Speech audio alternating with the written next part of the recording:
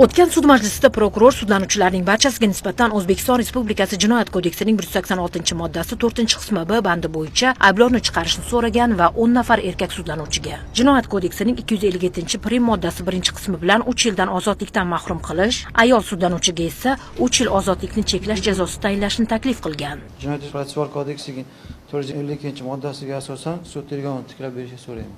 Nimaga asosan tiklab berishni? Savol tug'ildi, asosiy qismi. Go'sht bilan bog'liq. Bugun sud avvalida yana prokuror so'z oldi. Sudlanuvchilarga qo'shimcha savollar berilgandan so'ng muzokarada ularning barchasini Jinoyat kodeksining 186-moddasi 4-qismi B bandi va 257-prim moddasi 1-qismi bilan aybli deb topishni so'radi. Taraflar muzokarasi vaqtida iltimosnoma berib bo'lmaydi. Qonunda aniq ko'rsatib qo'yilgan, agarda sud tergovini tiklash masalasi bo'lsa ham, tergovda tekshirilmagan dalillarni asoslab tushuntirib berish kerak sudga. Go'sht temasini ko'tarish kerak degan to'xtamga kelingan taqdirda ham bu sudga aloqasi bo'lmagan holatda alohida ajrim chiqarish yoki bo'lmasam ularga nisbatan jinoyat qo'zg'atish masalasini alohida material tariqasida ajratib berish vakolatiga ega. Meni o'zim shaxsiy fikrim. O'shaning uchun ham hozir tomonlar muzokarasini to'liq tamom qilib, keyin buni muhokama qilish qonuniy bo'lar edi degan fikrdaman. Bunga fikrga to'liq qo'shilaman. Sababi sud tergovi davrida go'sht masalasi to'liq o'rganib chiqildi.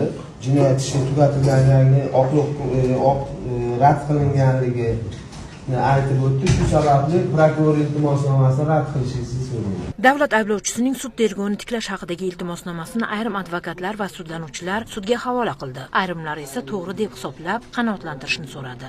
Qarmon aka. Go'sht temasi bo'yicha savolim tug'ilib qoldi.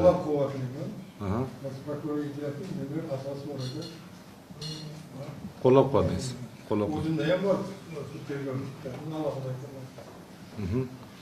Jinoyat protsessual kodeksining 423-moddasi tartibida sudlar hay'ati o'rnida azm qiladi. Ish bo'yicha prokuror iltimosnomasi qanoatlantirildi, chunki ish holatlariga bog'liq bo'lmagan holatlar bo'yicha savol-javoblarimiz bor degan uchun sud tergovini tikladi. Tushunarli?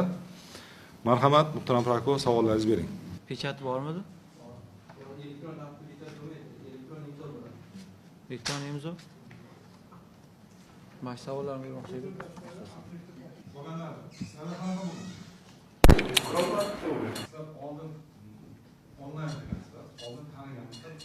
Yo'q.